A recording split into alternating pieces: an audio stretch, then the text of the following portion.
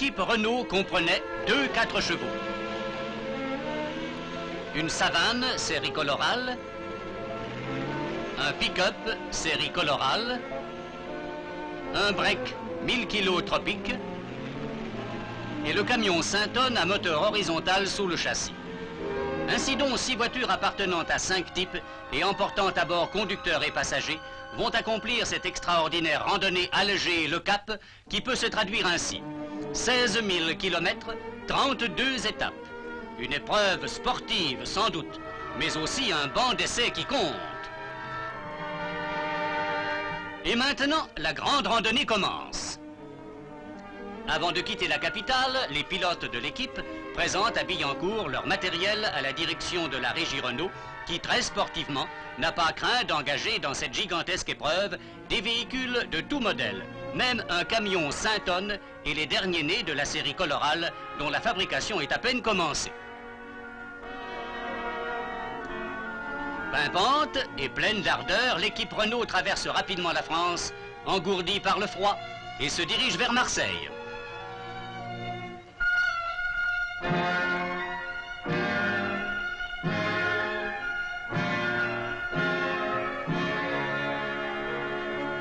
C'est à Marseille, en effet, à bord du Ville d'Alger, que s'effectue l'embarquement. Happé par les grues, chaque véhicule quitte le sol de France, sous le regard attentif de Lafont, chef technique de l'expédition. La mer traversée, l'Afrique s'offre à nous. La pluie nous accueille à Alger, où nous vivons avec nervosité les derniers préparatifs du départ, tellement nous sommes impatients de nous élancer vers les territoires du Sud, ouverts il y a seulement 50 ans par d'héroïques pionniers, partis à la conquête du Sahara à dos de chameau. Confiante, l'équipe Renault subit avec succès le contrôle sévère des commissaires de l'Automobile Club d'Alger. Garde au sol, chargement, cylindré, tout est réglementaire, et les officiels paraphent les carnets de bord sur lesquels chaque jour les commissaires d'étape noteront nos heures de départ et d'arrivée et la moyenne réalisée.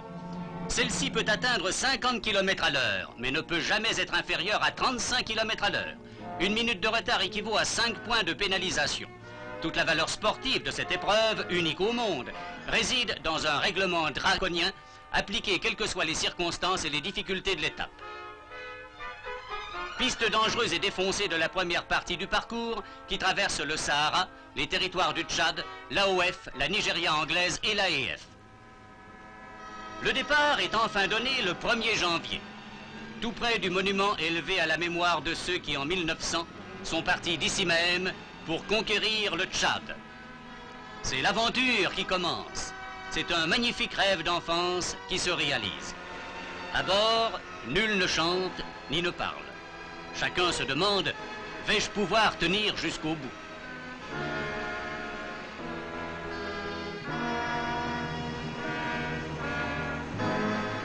Nous avons pleinement confiance en notre matériel, mais sachant fort bien qu'une telle épreuve n'est jamais gagnée d'avance, nous freinons notre enthousiasme et nous nous taisons. Peut-être aussi pour mieux apprécier cet instant attendu depuis si longtemps. Et les pilotes attentifs au moindre bruit tendent l'oreille. En Oranie, dans les environs de Mascara, tout comme dans la métropole, c'est aussi l'hiver. Ce n'est pas encore ici que nous pourrons coiffer le casque colonial.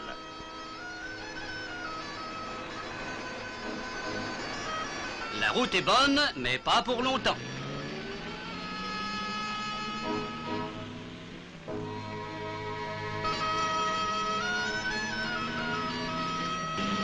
Alger était un faux départ. C'est ici qu'a lieu le vrai. Ici meurt le bitume et naît la piste. C'est déjà le désert avec sa désolation, ses parpaings, ses pistes défoncées et hostiles sur lesquelles nous avons l'impression de rouler comme sur de la tôle ondulée. Nous dégringolons sur Colombe-Béchar.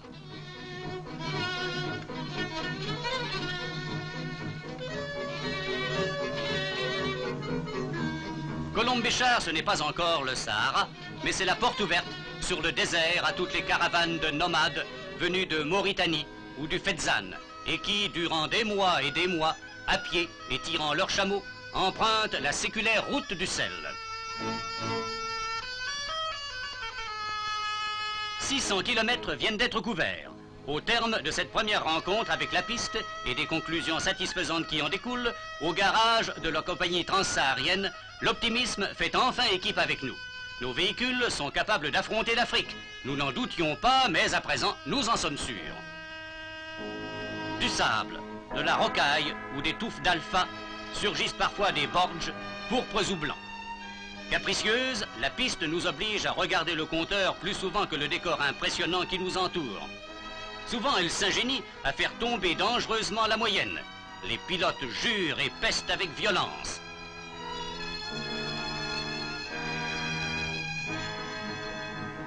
Les véhicules dansent un pas de fête foraine, roulent et tanguent comme des bateaux ivres, plus enclins à louvoyer qu'à mettre directement le cap sur le point à atteindre.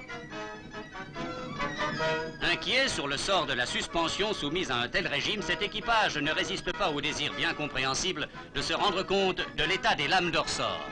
Plus tard, quand ils seront définitivement rodés aux rudesses de la piste, les mêmes pilotes souriront à l'évocation de cette prudente attention et ne s'arrêteront plus qu'à l'arrivée au terme de l'étape.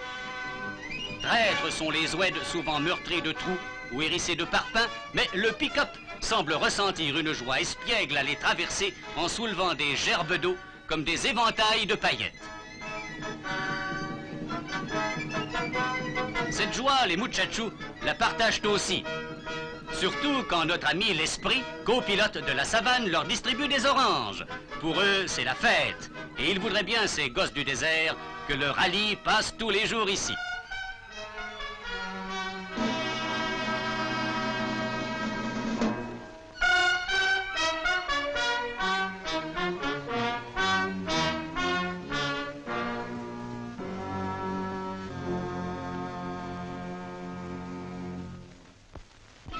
À Beni Abbès, la moyenne est toujours respectée.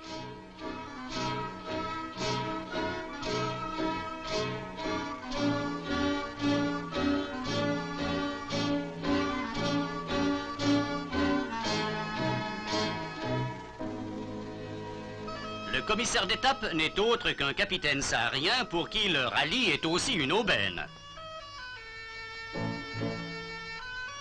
Au bout du reg, enjambant la Saoura, dans un bouquet de palmes, Beni Abbès la Blanche semble surgir d'un studio d'Hollywood.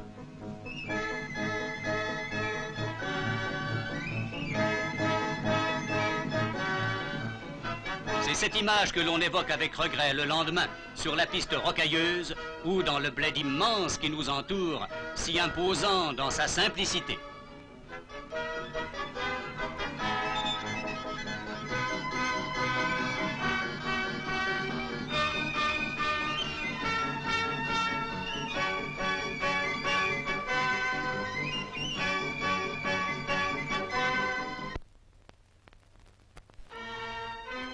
Les nerfs contractés, là, fourbus, nous atteignons enfin Adrar-la-Rouge. Cette étape ne comporte que 400 km, mais le mauvais état de la piste nous la fait croire interminable. Adrar, capitale saharienne conquise avec audace sur le désert, dresse ses remparts pourpres devant lesquels nous sommes accueillis par un peloton de méharistes. La moyenne maxima de 50 km/h est toujours atteinte.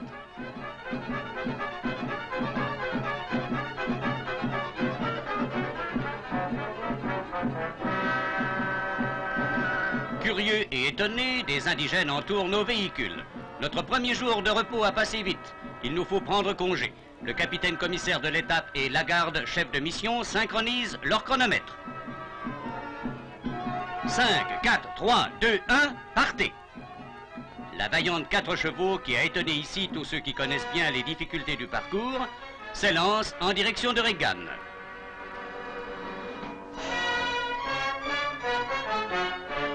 Puis c'est le tour de la savane.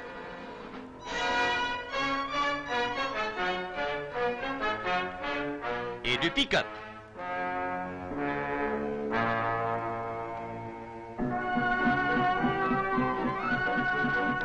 Sans trop de difficultés, nous arrivons en vue de Regan, le dernier poste saharien avant le Tanezrouft.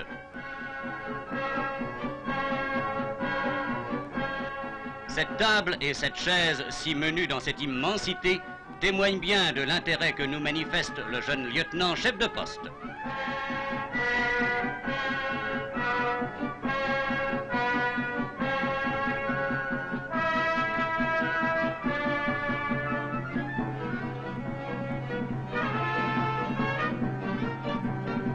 Pour ces exilés du désert, c'est l'occasion de parler de la France et de Paris, de tout ce qui n'est pas comme ici fait seulement de sable et de solitude.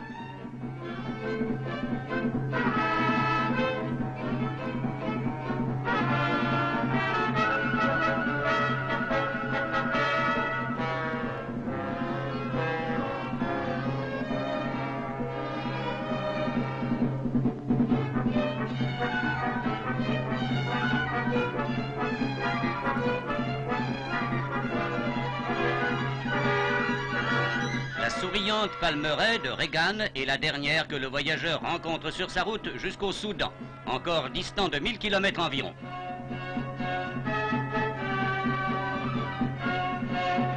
À 4 heures du matin, branle-bas de combat. C'est l'attaque du Tanezrouft. Réveiller les pilotes a été facile, la plupart n'ayant pas fermé l'œil de la nuit tant ils avaient la tête pleine de conseils des plus contradictoires.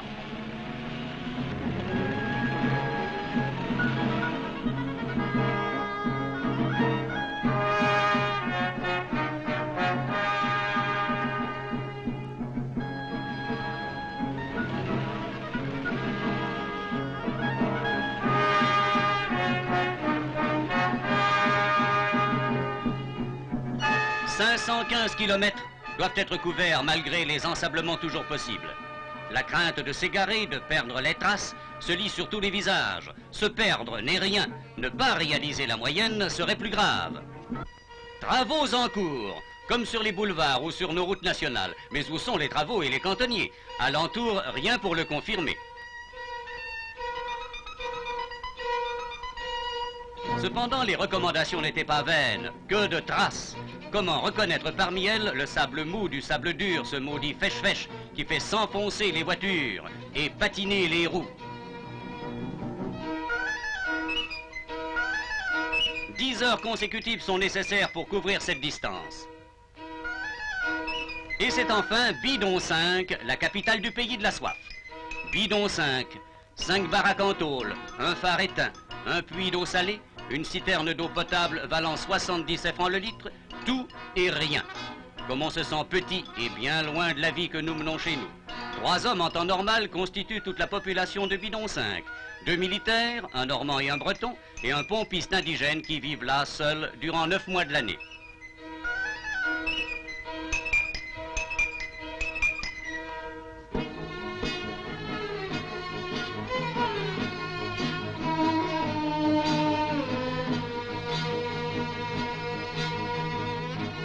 Après une nuit glaciale, nous partons pour le Soudan et l'AOF. Thessalite n'est qu'à 400 km, mais nous nous souviendrons longtemps de cette étape considérée par tous les concurrents du rallye comme une des plus rigoureuses. Durant des heures, nous nous sommes battus, armés de nos plaques d'envol, contre les ensablements. Sans trop nous en apercevoir, nous avons franchi la frontière du Soudan.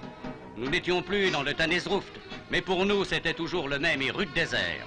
De Thessalite, nous n'avons qu'un seul souvenir, celui d'un lit de camp, où, malgré sa dureté, il a fait bon dormir.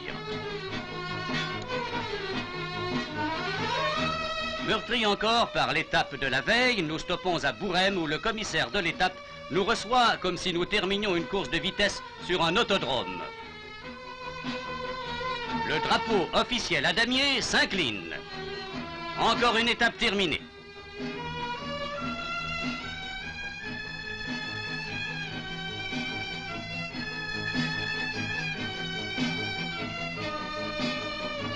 Majestueux, le poste se mire dans le Niger. Le pays de la soif n'est plus qu'un souvenir et la savane semble heureuse de s'en assurer durant la rafraîchissante traversée d'un oued cru qui sépare le poste de l'agglomération.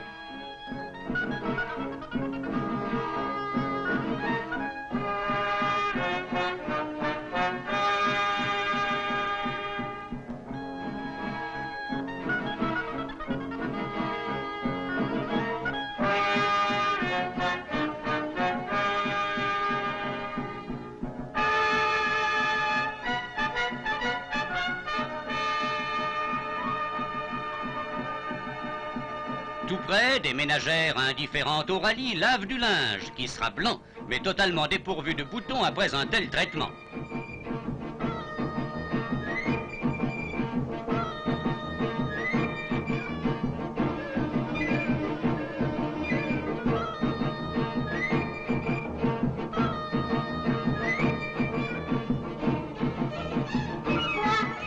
À Gao, où nous fêtons nos 2500 points de bonification maxima, une toute autre ville nous entoure. Celle-ci évoque déjà l'Afrique des cartes postales. Sur la Grand Place, c'est le marché où grouille une foule d'indigènes appartenant à des races et des tribus différentes. Les plus dignes et les plus silencieux sont les Touaregs, drapés dans leur voile bleu. Le grand chic consiste à porter des lunettes de soleil. Ces charmantes peules ne sont pas encore heureusement converties à cette mode.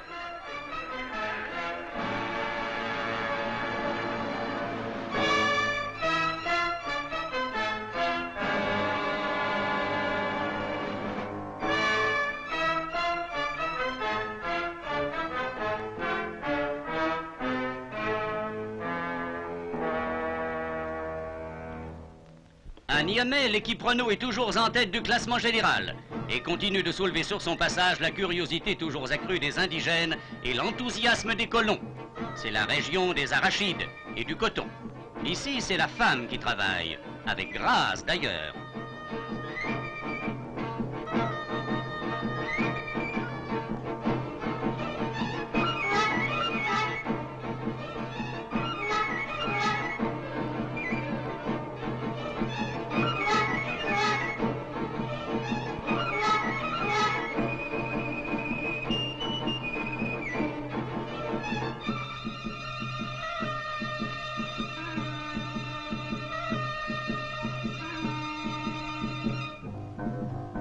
La frontière de la Nigeria anglaise a été franchie. Nous roulons vers Kano, capitale du coton, mais aussi la plus pittoresque des villes indigènes.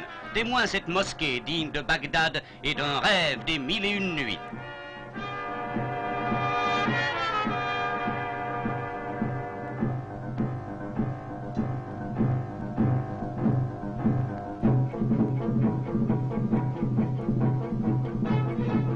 Et dans la fumée des pittoresques foyers en plein air où rôtissent les brochettes de mouton, nous allons reprendre la piste.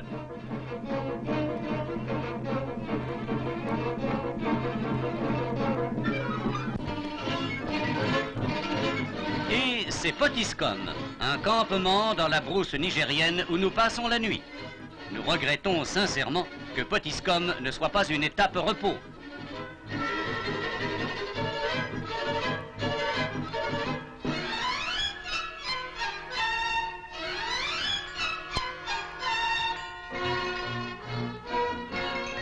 En attendant, il faut travailler et effectuer quelques opérations d'entretien.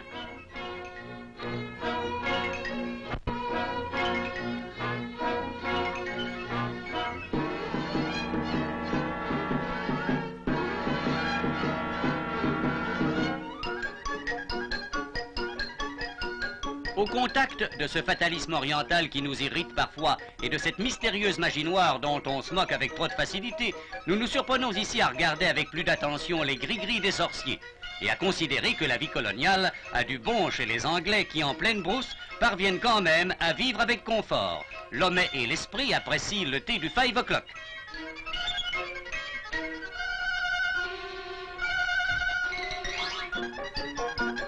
Mais le lendemain, sur la piste, contraste étonnant, on rencontre encore les caravanes qui s'acheminent lentement vers les carrières de sel comme il y a 2000 ans.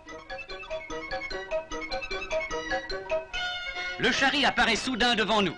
En face, sur l'autre rive, c'est Fort Lamy et son glorieux passé.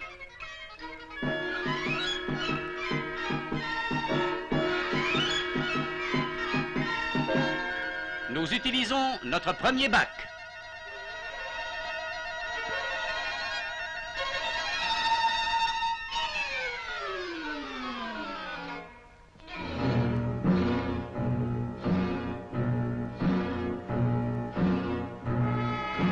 Lentement, les véhicules prennent place sur ce plancher flottant apparemment fragile.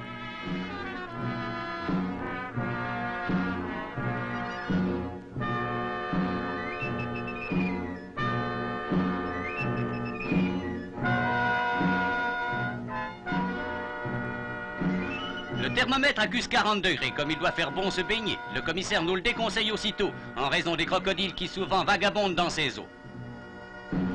Dans cette pirogue, le chasseur c'est René Lefebvre, en vacances dans la région, et vedette inattendue pour ce film.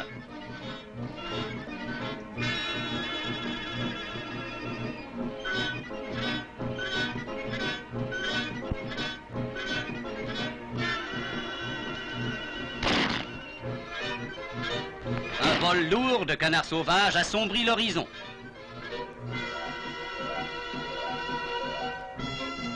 En mettant pied à terre à Fort-Lamy, nous avons l'impression de revoir les images qui hantaient notre enfance. Et longtemps du regard, nous avons suivi ce cortège bizarre de femmes arrivant au marché, montées sur des bœufs aux cornes immenses. Sur la place de la mosquée, les éventaires les plus étranges s'offrent à l'envie des élégantes du Tchad.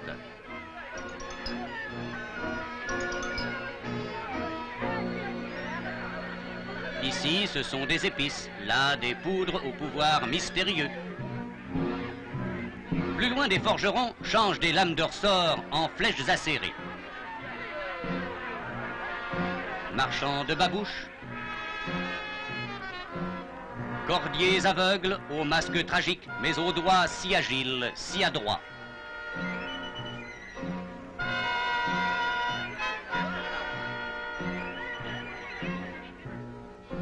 De Fort-Lamy à Victoria Falls, l'équipe Renault a choisi l'itinéraire le plus dur, empruntant les chemins de la montagne tropicale et les pistes boueuses du Congo.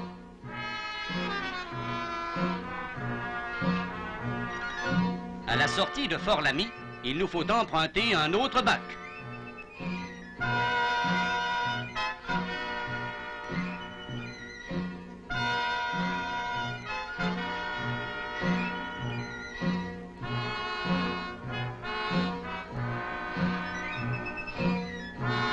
Le Saint-Onne occupe presque en entier le plateau. Seul camion engagé dans le rallye, il a connu surtout dans le Congo belge de sérieuses difficultés lors des embarquements et débarquements. À cause de son poids, ses pilotes Vautrin et Lafont ont dû bien souvent le décharger pour le recharger sur l'autre rive. Nous sommes les premières voitures à pénétrer dans Benilli, qui par suite des fortes pluies ayant coupé toute voie de communication, n'a pu être alimentée ni secourue pendant plus de 3 mois.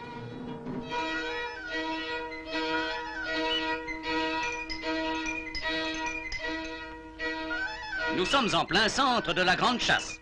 La savane, de plus en plus épaisse, abrite des lions, des éléphants, des buffles.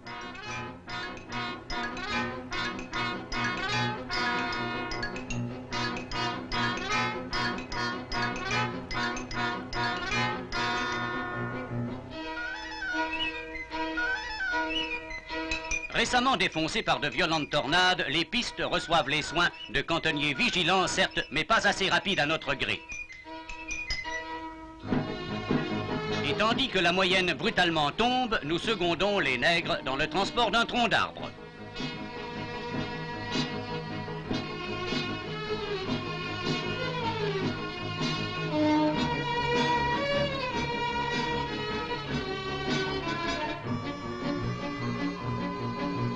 À Fort-Crampel, nous pénétrons en Oubangui-Chari, où nous ferons étape à Bambari, puis à Bangassou, territoire français.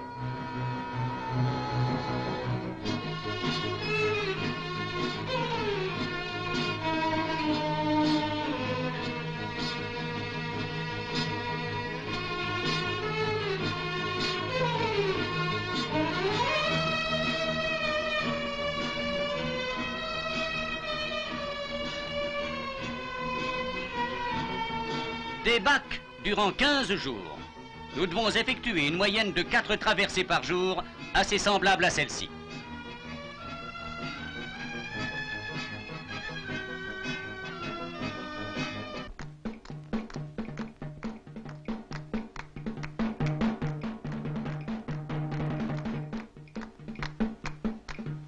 Un joueur de tam-tam inlassablement donne la cadence.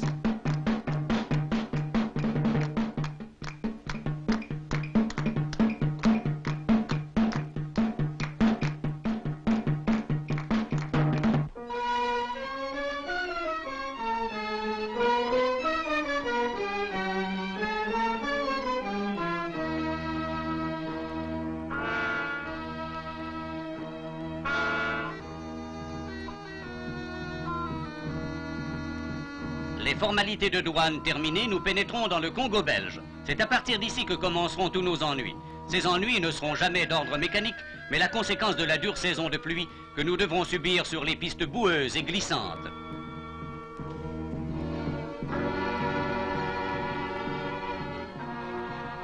Buta, relais rafraîchissant. Un verre de bière pour saluer cet heureux jour.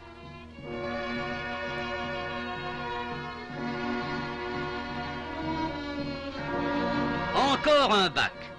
Mais abrité du soleil, celui-ci. Non, ce n'est pas du camouflage.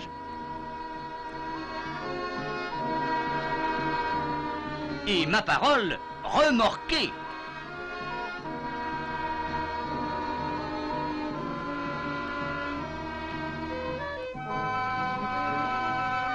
Nos lames de ressort ne nous ont jamais trahis jusqu'ici, mais les complications commencent. Combien de temps encore pourrons-nous conserver notre première place au classement général?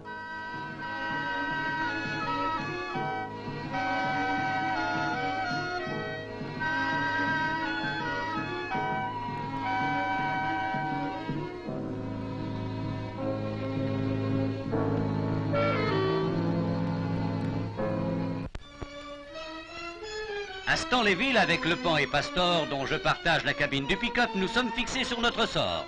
Durant une nouvelle traversée, un commissaire ayant confondu notre voiture avec une autre nous débite de 15 minutes de retard, ce qui nous fait perdre 15 points.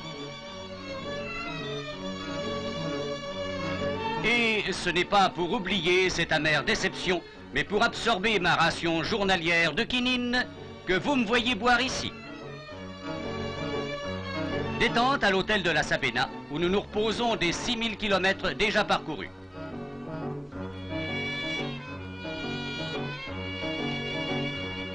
Nous profitons de nos loisirs pour aller admirer les pêcheries et les chutes réputées de Stanleyville.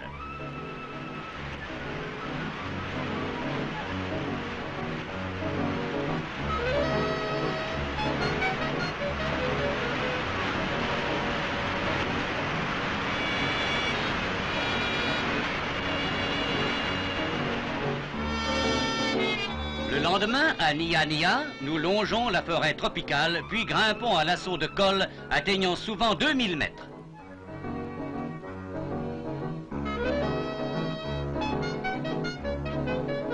À Butembo, un hôtel digne de la Riviera nous accueille à plus de 1800 mètres d'altitude.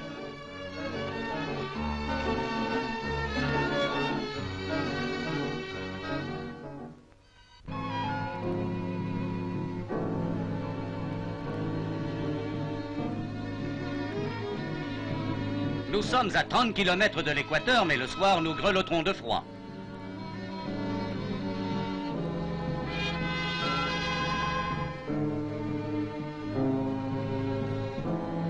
Puis, c'est l'étape à jamais inscrite en nos mémoires. Butembo, cap de la Ruandie, par l'escarpement, comme disent les Belges. De véritables montagnes russes. Virage à angle droit. D'un côté le vide, de l'autre le roc. Enfin, la plaine et le parc Albert. Nous convenons d'aller visiter un coin de cette réserve de grande chasse.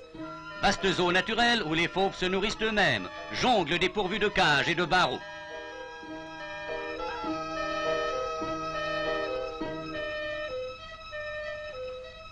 Le conservateur du parc Albert, afin de nous donner l'exemple, marche en tête, sans armes, à la rencontre d'un hippopotame. Et voici saisie par un objectif ordinaire, sans lunettes d'approche, une famille d'hippopotames s'ébrouant dans la rivière.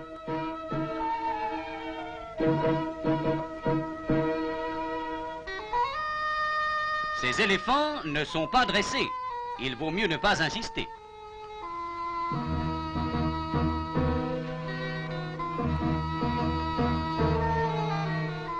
Agissons de même envers ce troupeau de buffles que les chasseurs professionnels craignent encore plus que le lion.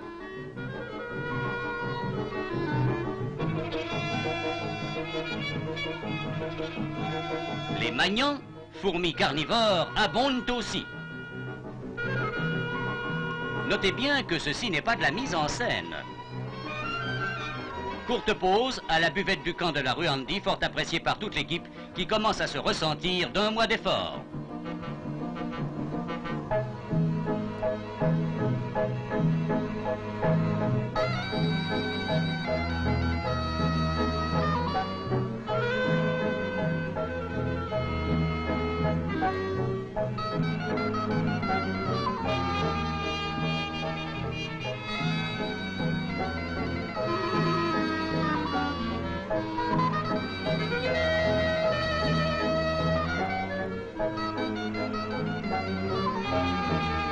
Courte halte aussi à Kisenyi, que les Belges considèrent comme la Riviera du Congo.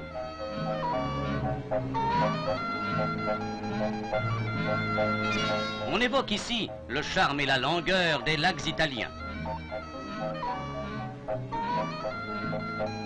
Dur escarpement pour atteindre Costermanville, où nul concurrent ne peut respecter le 50 de moyenne réglementaire. Outre les difficultés naturelles de la piste, le camion en connaît d'autres, à cause des ponts trop étroits. Tant pis, il faut passer et Vautrin muni d'une masse fait le nécessaire.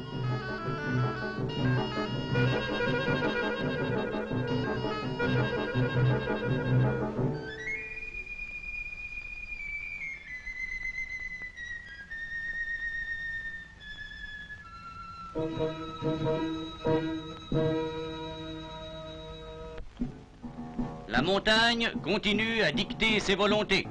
Nous les subissons avec hargne.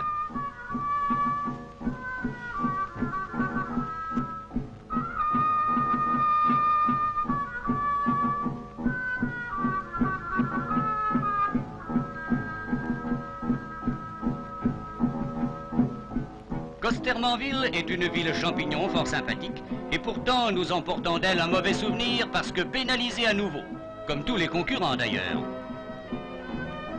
Dans le Rwanda, après l'étape, nous rendons visite aux danseurs les plus réputés d'Afrique, les Watizi, une importante tribu composée de géants de plus de 2 mètres.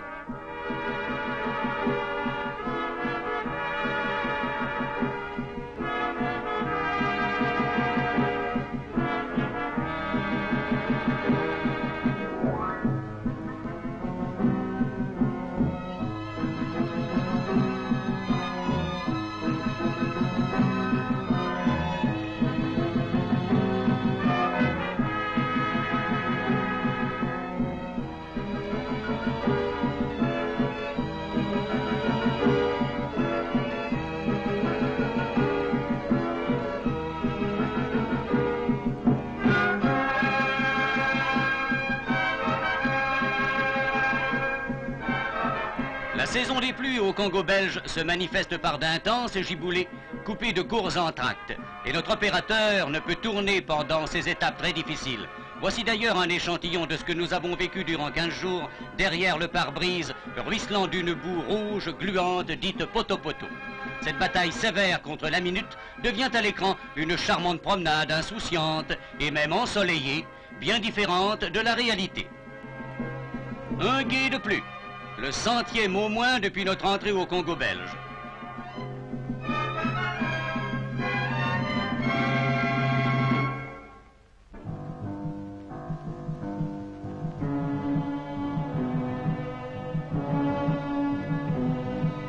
Encore un bac. Nous ne les aimons pas et pour 2 raisons. D'abord parce que les commissaires ne pointent pas toujours l'heure exacte de notre arrivée sur la rive. La seconde parce que les traversées sont toujours pénibles à cause d'un certain moustique appelé pipi dont les piqûres vous cuisent durant 15 jours.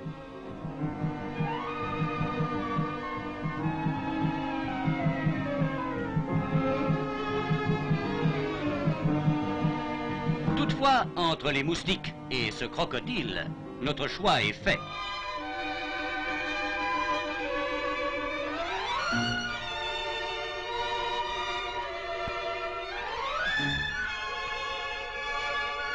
À Capona, nous sommes à plus de 2500 mètres d'altitude. L'air y est naturellement frais. On se croirait plutôt dans les Alpes qu'en Afrique.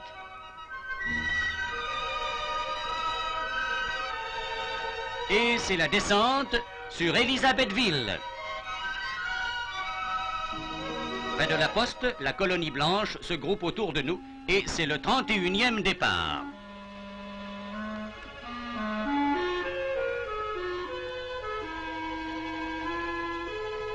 10 000 kilomètres ont été avalés. Plus que 6 000 à effectuer sur des routes anglaises. Prenez votre gauche. Pour atteindre cette frontière de la Rhodésie, les pilotes ont dû conduire pendant 24 heures consécutives.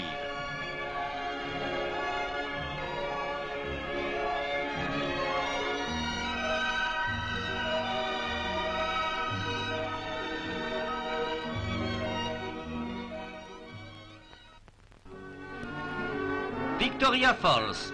Plusieurs concurrents exténués de fatigue et de sommeil ont été d'ailleurs accidentés. Pour l'équipe Renault, rien d'autre à déclarer que 6 véhicules au départ d'Alger, 6 véhicules à Victoria Falls, et tous en parfait état, qui défilent lentement devant les imposantes chutes du Zambèze, championne du monde de hauteur dont les 110 mètres dépassent de beaucoup celles du Niagara. Des nuages de vapeur opaques et denses s'élèvent sans cesse des gouffres sonores devant lesquels on ne peut s'empêcher de frissonner.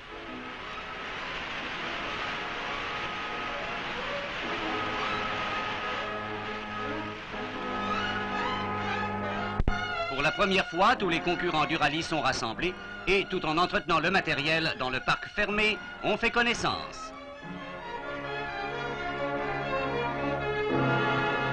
Nous approchons du but. Plus que 4000 km environ pour atteindre le cap.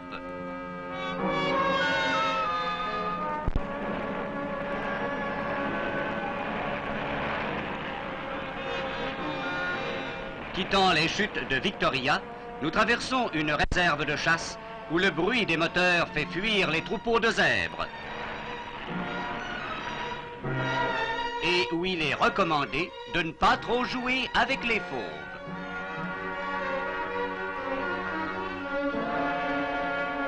Surprise, puis intéressé, Dame Autruche s'inquiète. Et mon Dieu rassuré, s'avance d'un pas précieux de grande vedette.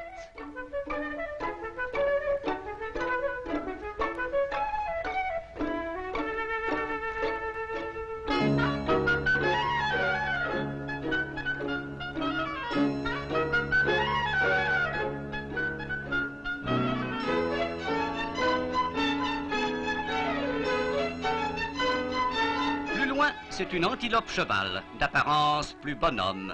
Mais décidément, il faut vivre avec les bêtes pour les connaître. L'antilope au doux regard a soudainement chargé notre opérateur. Allez donc vous fier à une bonne mine.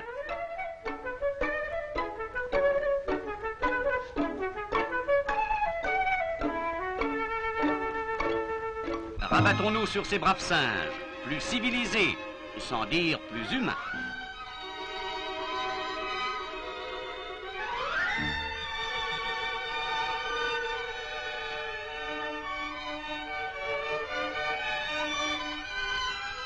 Si vous estimez que cette portion de l'itinéraire n'est pas très amusante pour les conducteurs, soyez persuadés que ce n'est qu'une goutte de boue, comparativement au poteau-poteau des lacets glissants du Congo belge.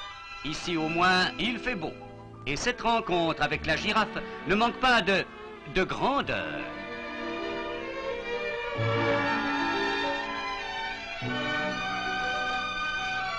Hésitation. La 4 chevaux passera-t-elle dessous?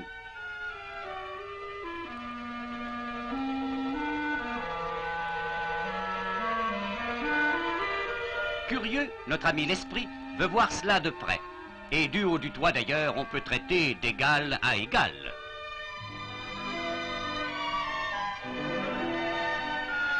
Tout de même, l'esprit ne semble pas très rassuré.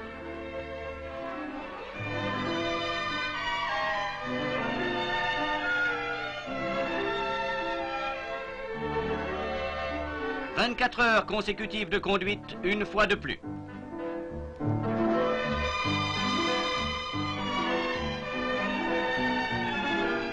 Et nous nous présentons au contrôle de Pretoria, où une foule nous accueille joyeusement. Nous croyons vivre l'ambiance du rallye de Monte-Carlo. Les frontières s'ouvrent devant nous. Tout le monde nous offre des sandwichs, des friandises, nous propose de nous reposer, comme si nous n'étions plus esclaves de la moyenne.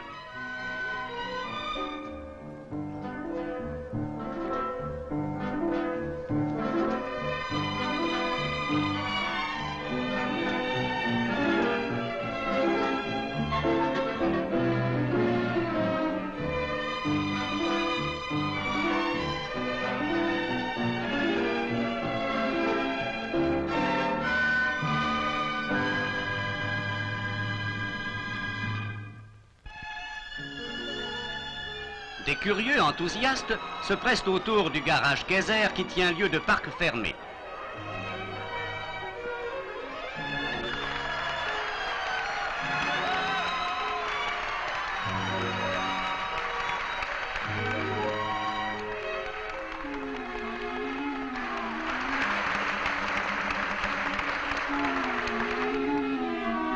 Sur la route de Johannesburg, nous saluons le monument commémoratif de la guerre des bourgs.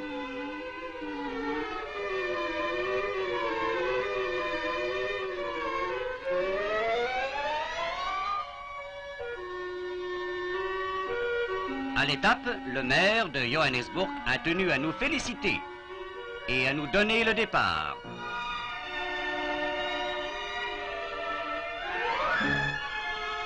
Malgré ses fêtes et ses marques de vive sympathie, le rallye n'est pas terminé et de jour et de nuit, il nous faut traverser encore d'immenses étendues désertiques.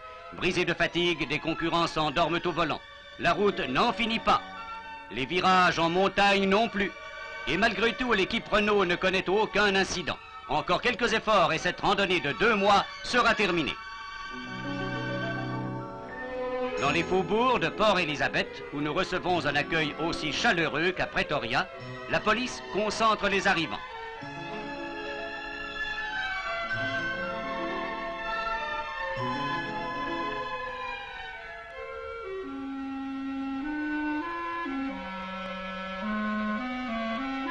C'est toujours bien groupé que nous traverserons les rues de ce port coloré que baigne l'océan Indien. À l'aube, nous prenons le départ pour la dernière étape. Dans 24 heures, nous serons au Cap. Une joie intense règne à bord. La mécanique tourne toujours rond, les compteurs montent rapidement à 100.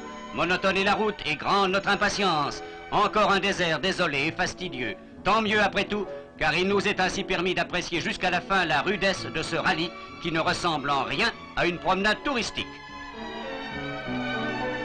Soudain, comme dans un rêve, le Cap, sa populaire montagne de la table, son port et sa baie.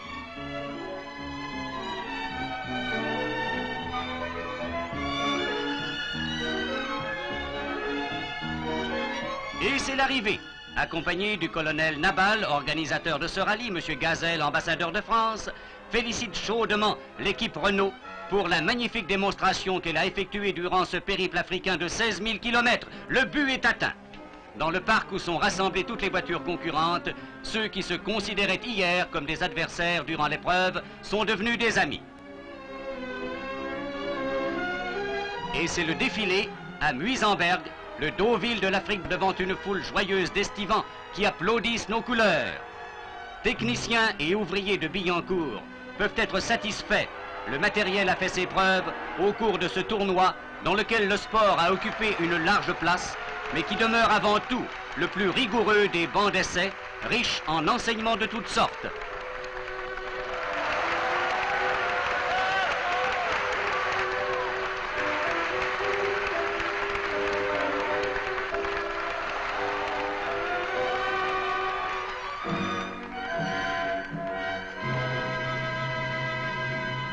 À la fin du banquet, c'est la remise des coupes. Sur les visages détendus, plus aucune trace de fatigue. C'est Lomet, pilote de la Savane, qui reçoit le trophée de la montagne équatoriale, décerné par le journal L'Automobile à l'équipe ayant totalisé le plus grand nombre de points de bonification dans la traversée du Congo belge et attribué à Renault. C'est enfin le retour à Paris où l'équipe est reçue au magasin Renault des Champs-Élysées. Chacun lève son verre à la mission accomplie et à la santé de tous ceux qui, dans l'ombre, ont œuvré pour cette réussite, le triomphe de la qualité des matériels de série de la grande marque française.